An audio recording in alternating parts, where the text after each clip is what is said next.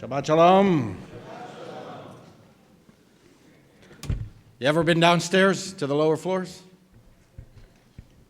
of the synagogue? I don't mean, for a bathroom break. Of course, all of us know that the bathrooms downstairs are so incredibly appealing that they're practically a tourist destination. We should be written up in the guidebooks of New York City. Not. Aside from that, and aside from, perhaps attending a social program downstairs or tonight, our Champagne Shabbat special oneg, do you take the time to go downstairs? Because if you did, you would see one of the most inspiring views of New York City. We associate basements with not too much going on. We often store or hide things there. Basements tend to be dark and a bit scary. But if you took the time to go downstairs, you would see the light of human kindness and the spark of the divine. You would feel not foreboding but forgiving. We have a shelter downstairs. 5 nights a week, 8 to 10 homeless men are hosted by us. Whereas basements might let off some musty odors, if you took the time to go downstairs in early evening, you would be met with the sweet aroma of dinner diligently designed and delivered by dedicated congregants. Whereas lower floors might be the place where we put somewhat embarrassing things, if you took the time to go downstairs after 8 p.m., you would see that of which we are most proud, that which reveals the best of us every single day. People who have a lot helping people who have a little, with no expectation of reward, no expectation of acknowledgement, no expectation of compensation. As Jewish tradition states, schar mitzvah, mitzvah. The reward of a good deed is the deed.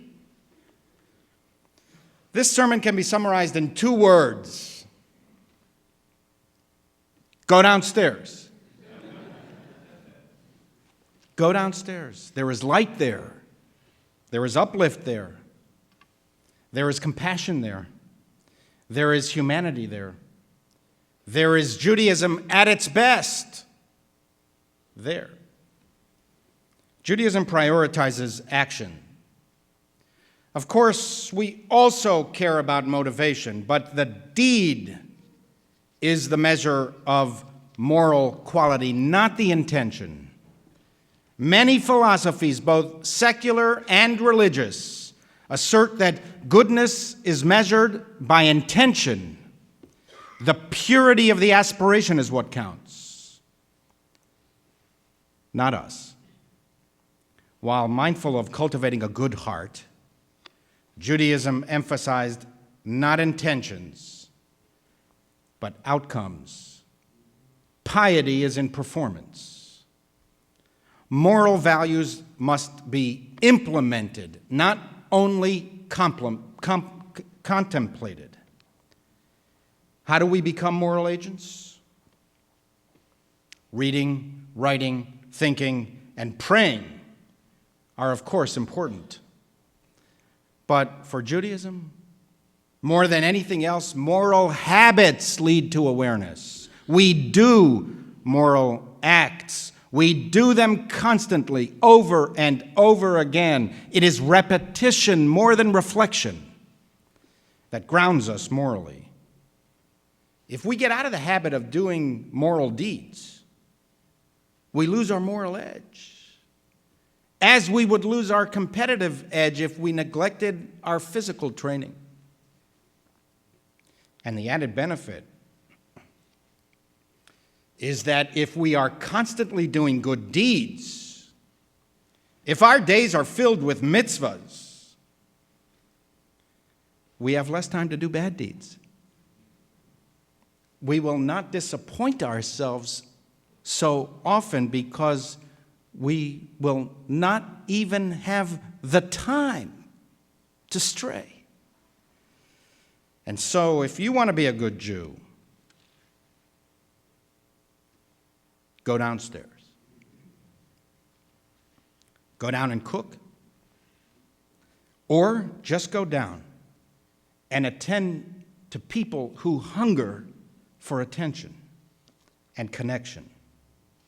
Go down to spend a few moments with your fellow human beings who need a bit of tender, loving care. And if you want to be good parents, go downstairs and go downstairs with your children. If you want your children to be good Jews and good human beings, they should go downstairs early and often, develop in them the habit of doing good deeds. This is the truest measure of religious piety. It's not about outward demonstrations of religiosity. It's not about how many times you pray. It's not about how often you fast. The prophet Isaiah had something to say about that 2,500 years ago. We read his passage on Yom Kippur, the highest of the high holy days, a day devoted exclusively to sitting in synagogue and praying and fasting. This is what he said, "Is this the fast that I want? A day for people to starve their bodies? Do you call that a fast? No, this is the fast I desire, to share your bread and your compassion with the hungry, and to take the poor into your home, to clothe the naked. Then shall your light burst forth, and the presence of God will be with you." The light bursts forth from our lower floors, and you can sense the presence of God down there. When you go downstairs, you will not only give, you will also receive. Our guests have taught us to understand that I am no worthier than he is simply because I have a roof and he does not. If anything, this should cause us to count our blessings and to be brought low in humble recognition of the caprices and the confounding coincidences of life, the whims of chance that somehow passed me by. Our guests have taught us never to take any of the blessings we have in life for granted. Some of them have a job. They work during the day, but do not make enough to afford a roof. Our guests have taught us by word and by example that we all need help. We are who we are because many people helped us along the way. If our guests had been as fortunate, they would be upstairs with us. And without the support of loving parents, a close family, good friends, an embracing community, and inspiring teachers, gifts that we did not choose and have no control over, without these, we might be downstairs tonight. Our guests have taught us never to confuse sanctity with sanctimony and righteousness with self-righteousness. There is often a thin line between being religious and being sacrilegious. In our emphasis today on personal meaning, religion is all about how I feel. How have I been moved? Have you inspired me? If it's all about the individual, we run the risk of suffocating the spirit of religion and suppressing its soul. Our guests have taught us that religion is not all about me. Religion is about us. Religion at its best is when it asserts not what separates us, but what binds us together in a common thread of humanity. We are at our best when we preach collective responsibility.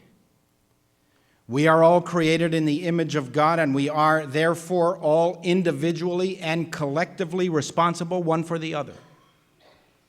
We are at our best when we acknowledge the brokenness of our world and demand its repair. Religion is at its best when it encourages us to love our neighbors as ourselves.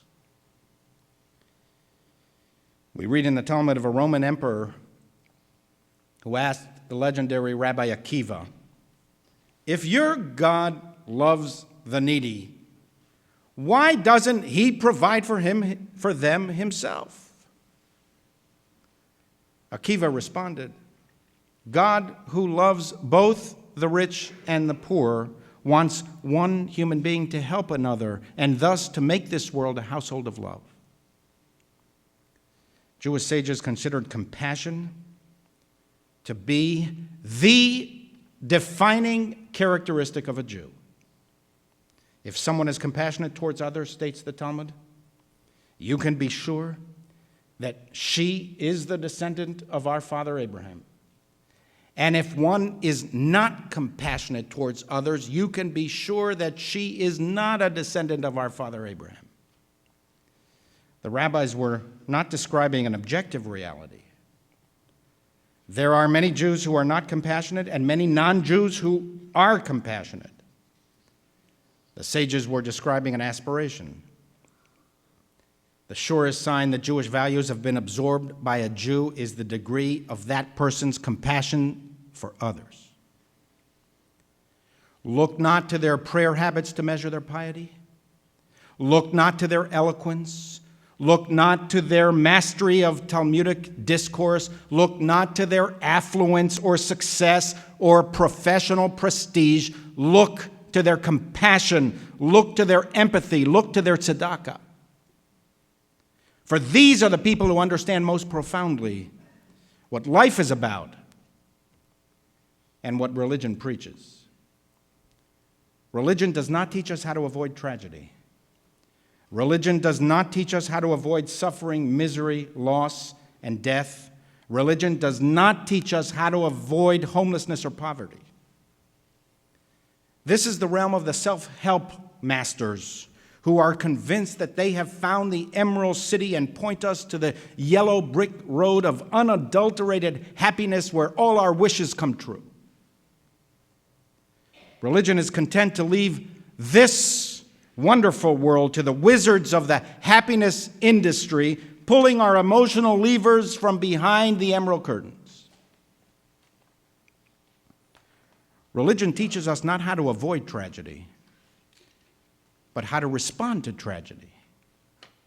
Religion teaches us not how to avoid suffering, misery, loss, and death, but how to respond to suffering, misery, loss, and death. Religion teaches us not how to avoid homelessness and poverty, but how to respond to homelessness and poverty. Religion teaches us to emerge from the cave of selfishness, from the den of indifference, and to hear the still small cries for help. To hear the cries for help is a divine act. I have heard the cries of my people, says the eternal God, and I am mindful of their suffering. I will rescue them from the Egyptian taskmaster. Not to hear is the act of a tyrant. And Pharaoh said, I have not heard these cries. Open your ears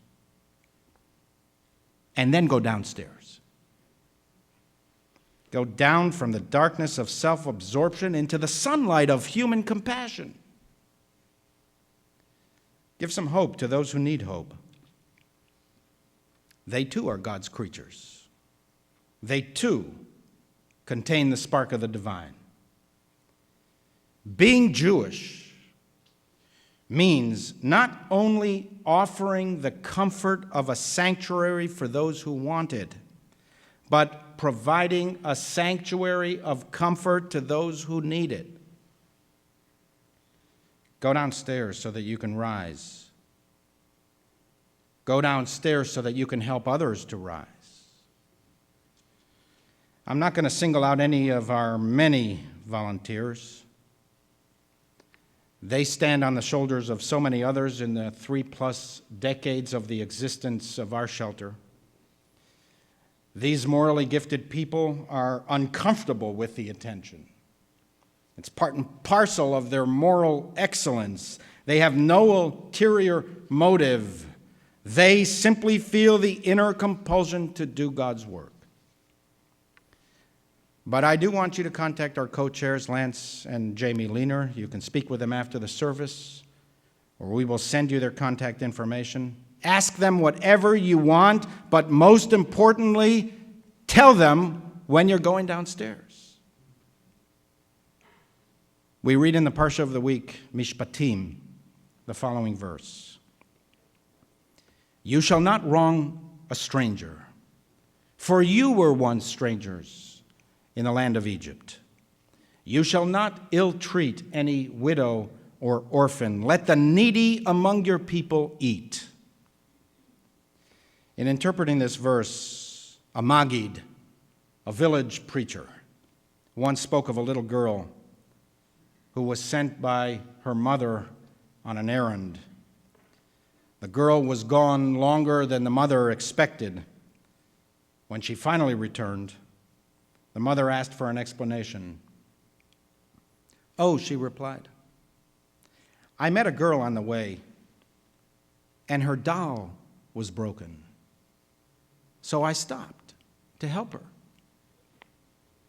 You mean you helped her fix the doll? Asked the mother. No, mother, I don't know how to fix dolls. I stopped to help her cry. Stop what you're doing for a moment, an evening or several evenings during the year.